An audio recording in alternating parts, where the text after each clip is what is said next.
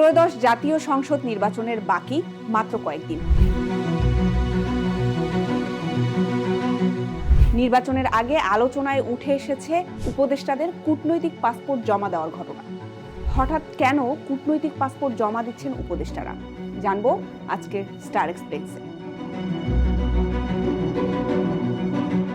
বাংলাদেশ সরকার মূলত 3 ধরনের passport issue করে, সবুজ, নীল এবং লাল রঙের। আপনি আমি যারা সাধারণ মানুষ তাদের জন্য ইস্যু করা হয় সবুজ পাসপোর্ট। আবার যারা সরকারি কর্মকর্তা আছেন তাদের জন্য নীল এবং কূটনীতিকদের জন্য লাল রঙের পাসপোর্ট ইস্যু করা হয়। উপদেষ্টাদের কূটনৈতিক পাসপোর্ট বা লাল পাসপোর্ট জমা দেওয়ার পুরো বিষয়টি সামনে আসে পররাষ্ট্র উপদেষ্টা তৌহিদ হোসেনের বক্তব্যের পর। তিনি বলেন, উপদেষ্টাদের কেউ কেউ কূটনৈতিক পাসপোর্ট জমা দিয়েছে কারণ উপদেষ্টাদের বাইরে যাওয়ার প্রশ্ন আছে। পাসপোর্ট নিয়ে নিলে ভিসা পেতে সহজ হয় এবং সময় মতো যাতে ভিসা নিতে পারেন।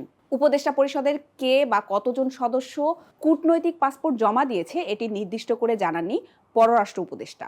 এখন সাধারণ মানুষের জিজ্ঞাসা, দায়িত্বে থাকা অবস্থায় কেন উপদেষ্টারা কূটনৈতিক পাসপোর্ট জমা দিচ্ছেন? বিবিসি বাংলা বলছে, বাংলাদেশের প্রচলিত আইন অনুসারে দায়িত্বরত অবস্থায় কূটনৈতিক পাসপোর্ট জমা দেওয়া বেআইনি নয়।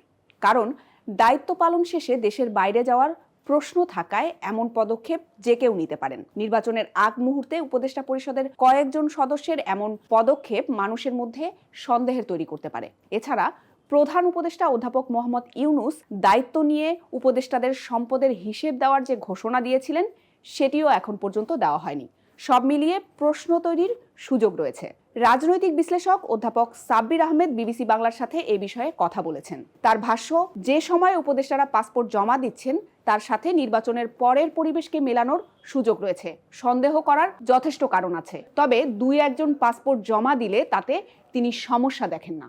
সাবেক রাষ্ট্রদূত মুন্সি ফয়েজ আহমেদের মতে, দায়িত্বে থাকা অবস্থায় ডিপ্লোম্যাটিক পাসপোর্ট সমর্পণ করার ঘটনা বিরল। তার মতে উপদেষ্টারা হয়তো মনে করেছেন এখন পাসপোর্ট জমা দিয়ে দিলে প্রক্রিয়াটা সহজ হবে, কারণ দায়িত্ব থেকে চলে গেলে সমস্যা হতে পারে। নতুন যারা ক্ষমতায় আসবে তারা যে কোনো বিধিনিষেধ দিয়ে দিতে পারে। নিজের কূটনৈতিক পাসপোর্ট জমা দেওয়ার বিষয়টি স্বীকার করেছেন অর্থ উপদেষ্টা ডক্টর সালেউদ্দিন আহমেদ। উপদেষ্টা মুহাম্মদ ফাউজুল কবির খানও নিজের কূটনৈতিক পাসপোর্ট জমা দিয়েছেন বলেও জানা গেছে। আর পররাষ্ট্র উপদেষ্টা তৌহিদ হোসেন নিজের কূটনৈতিক পাসপোর্ট জমা দেননি বলে জানিয়েছেন।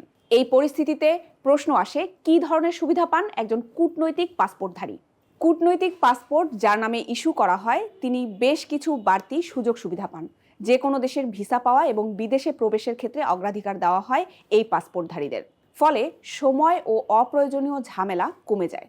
কাস্টমস চেকিংয়ের বিষয়েও কূটনৈতিক পাসপোর্টধারীদের সাধারণ যাত্রীদের মতো দীর্ঘ লাইনে দাঁড়িয়ে থাকতে হয় না। এমনকি নিয়ম নেই ব্যাগ চেকিংয়েরও।